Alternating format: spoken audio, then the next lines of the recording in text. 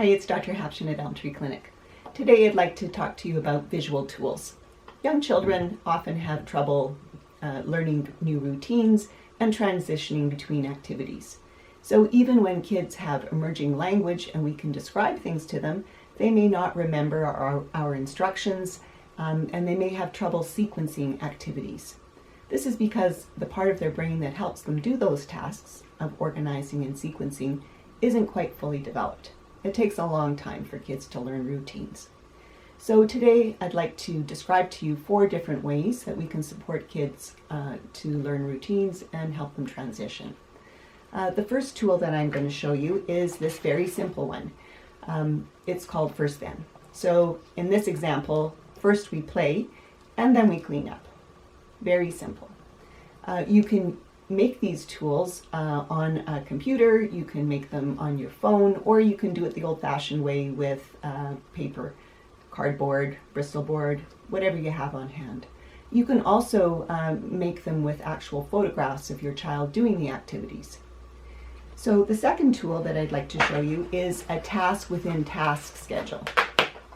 And this is an example of a bedtime routine. And so what you do is you organize the little pictures or photographs in the order in which they're going to happen. And some kids really like ripping the Velcro, makes a nice sound, and putting the little pictures that they've done into a little jar or a cup. And that way you go through one activity at a time, and then when you're at the last one, in this example it's bedtime, then we end with going to sleep. The other way that you can use visual schedules is for a chunk of the day. And this is an example, you can use this horizontally or vertically, of organizing a chunk of your day.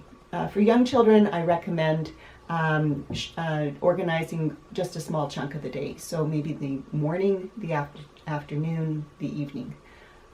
This is really important on weekend days to organize the family.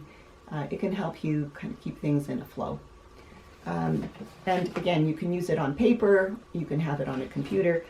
The other thing I recommend is that you put this up high where kids can't get at it, because oftentimes they will destroy your hard work when they're being playful. The next tool that I want to talk to you about is using a visual timer. So oftentimes it helps kids transition if you let them know how much time they have left in an activity. And of course, kids don't have a very good sense of time when they're preschoolers or toddlers. So actually visually representing the time with a visual timer where they can see that slice of the pie getting smaller helps them see how much time they have left in an activity and when it's time to change.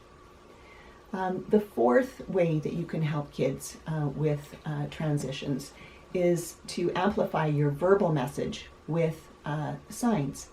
So there are some websites that we have links to where you can learn some very simple baby signs to amplify your verbal message. And then of course just using simple gestures like pointing and showing kids what you're indicating to in the environment can also make a big difference. So go ahead and experiment with these strategies of using visual tools at home for your children. You may also be able to get some ideas and support from your child's preschool or early education program.